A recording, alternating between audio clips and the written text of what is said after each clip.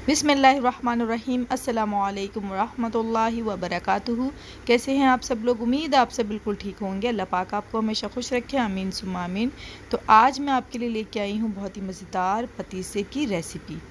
बहुत ही इजी तरीके से ये आप अपने घर में बना सकते हैं। तो आइए इस रेसिपी को बनाना स्टार्ट करते हैं।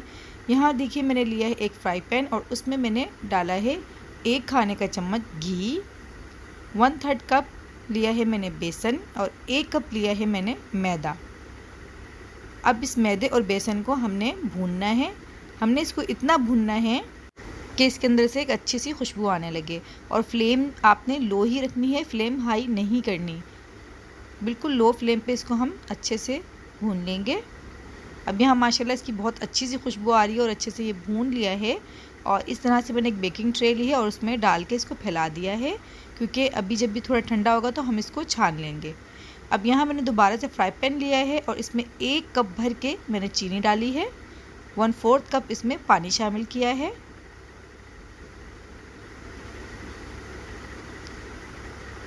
एक चाय का चम्मच नींबू का रस शामिल किया है ताकि इसमें क्रिस्टल्स ना बने। अब यहाँ इसके टेस्ट के लिए मैंने लिया है कार्डेमम एसेंस, बस 1 ड्रॉप्स मैंने इसमें शामिल की है, ज़्यादा नहीं डाला है। अब ये देखिए ठंडा हो गया है। अब हम इसको छान लेंगे, अच्छे से इसको छान लेना है।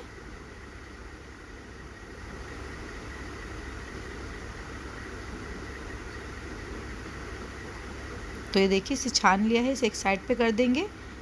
अब जो हमने कैरेमल बनने के लिए रखा था उसे चेक कर लेंगे।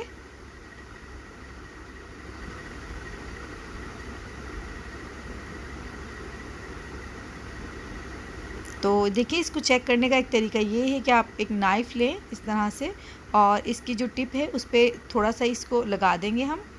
तो ये देखिए अगर ये हार्ड हो जाए तो ये हो गया है, यानी कि ये रेडी है।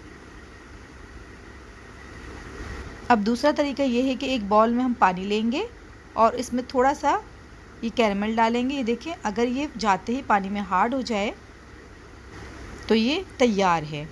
अब यहाँ देखिए मैंने एक और बेकिंग ट्रे ली है और उसमें थोड़ा सा ऑयल हम डालेंगे और अच्छी तरह से इसके ऊपर ऑयल लगा लेंगे।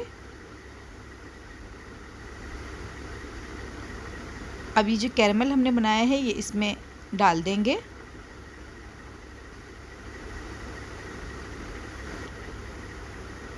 अब 2 से 3 मिनट के लिए इसको थोड़ा छोड़ देंगे ताकि ये ठंडा हो जाए। आपने इसको हाथ बिल्कुल नहीं लगाना क्योंकि ये बहुत गर्म होता है और अगर आपने इसको हाथ लगाया तो ये आपके हाथों पे चिपक जाएगा।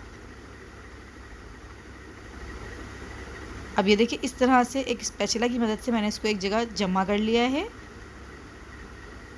अब मैंने अपने हाथों में थोड़ा तेल लगा लिया है और अब इस तरह से देखिए इसको उठा लेंगे। अभी ये गर्म है, ये ठंडा नहीं हुआ है, लेकिन हमने ये काम जो है ये गरम गरम में ही करना है, वरना तो जो पतीसा है वो ख़राब हो जाएगा। तो ये देखिए इस तरह से हमने इसको स्ट्रेच करना है।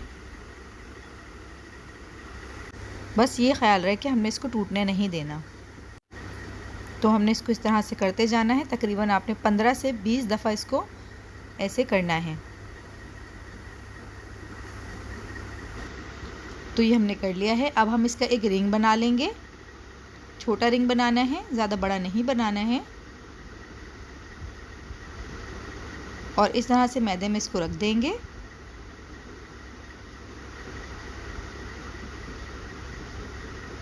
और अब हमने इसके ऊपर मैदा डालते जाना है और इसको इस तरह से हल्के हाथों से खींचते जाना है। देखिए इस तरह से, लेकिन इसको हमने टूटने नहीं देना है, इस बात का आपने ख्याल करना है।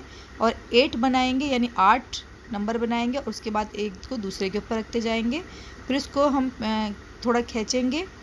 देखिए इस तरह से स्ट्रेच करते जाएंगे और इसके ऊपर मैदा जो है लगाते जाएंगे।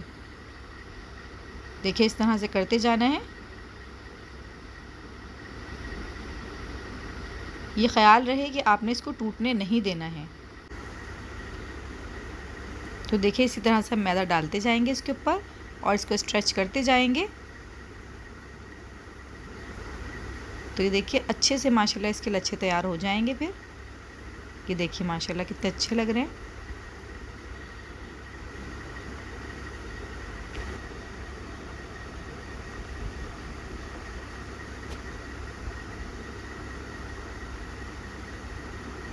تو یہ دیکھیں جب آپ کو لگے کہ اب یہ زیادہ اسٹریچ نہیں ہو سکتا تو پھر آپ اس اسٹیج پہ اس کو چھوڑ دیں.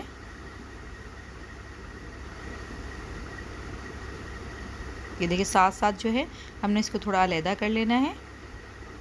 اب اس کو تھوڑا جھاڑ لیں گے تاکہ جو ایکسٹرا میدا ہے وہ نکل جائے، اور اس کو ایک دوسری پلیٹ میں رکھ لیں گے ہم.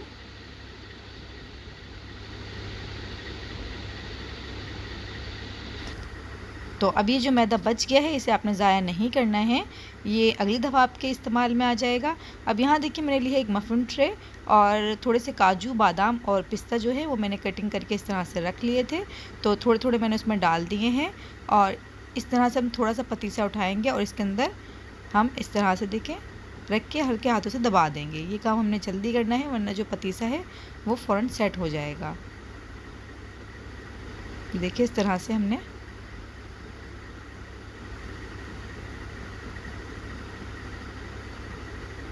اور ماشاءاللہ دیکھیے اچھا بنا ہے.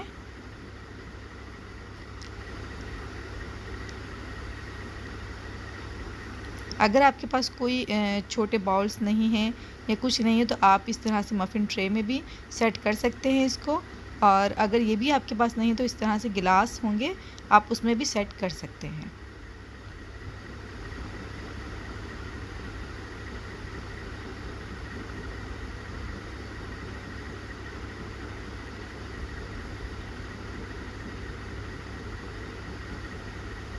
تو یہ دیکھیے ماشاءاللہ سیٹ کر لیے ہیں میں نے. اب اس کو نکال لیں گے. تو یہاں میں نے لی ہے ایک ٹرے، دیکھیں اس طرح سے آرام سے یہ نکل جائے گا، اور ماشاءاللہ دیکھیے کتنے اچھے لگ رہے ہیں.